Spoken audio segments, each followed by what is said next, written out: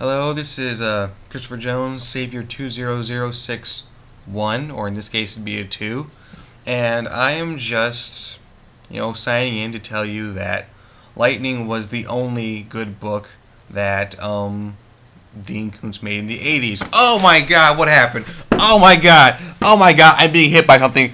Oh my god, ow, why god, why?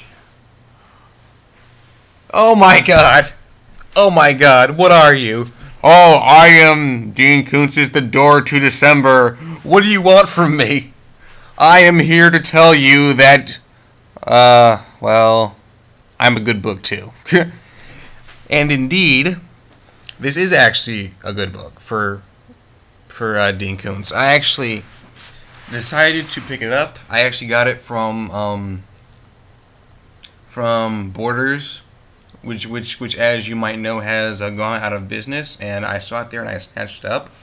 I had heard that it was actually partially used as influence for the video game Silent Hill, for the horror game Silent Hill.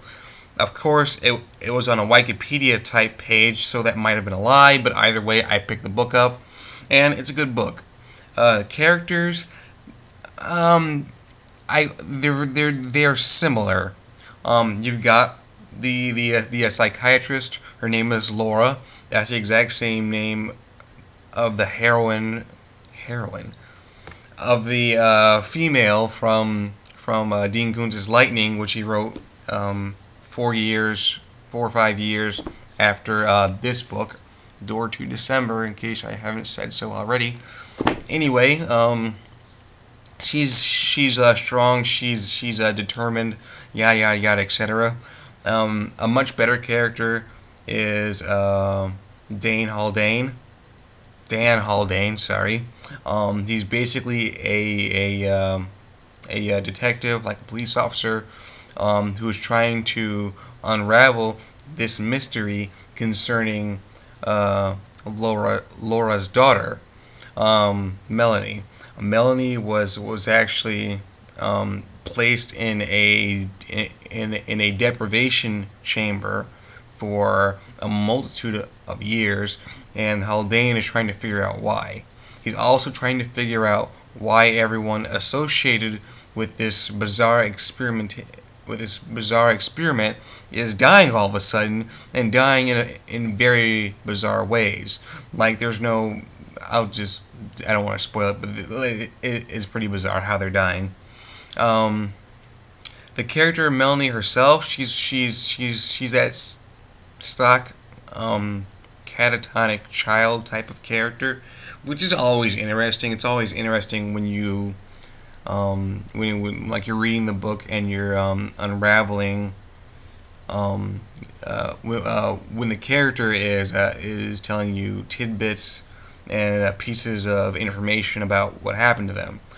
The plot's pretty good, which I'm pretty sure I already told it to you. The pace is pretty fast. Much time is spent Laura either trying to find her daughter, and after she finds her daughter, a lot of time is spent trying to help repair this mental damage that was done to her, and that unravels the mystery a bit more.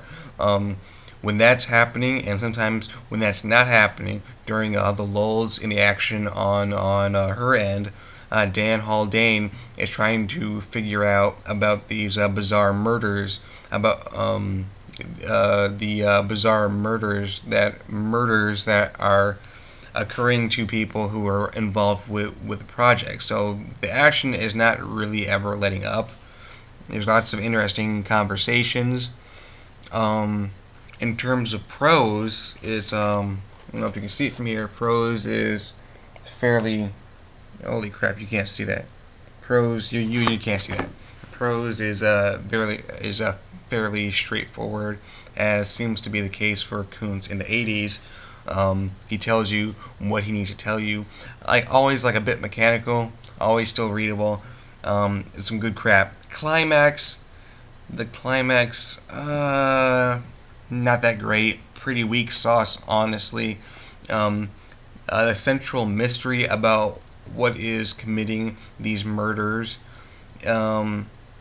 It's not that big of a surprise. A lot of you guys will probably be having your suspicions long before the book is even halfway done. But on the plus side, it's not going to take you long to get the book halfway done. So as you can see, it's actually fairly short. It is 300. Actually, it's like almost 400 pages. It actually is 400 pages, almost exactly. It's nice, quick read. Not the best ending, but still a nice read. It's a pure escapism. It's good at what it does. Recommended.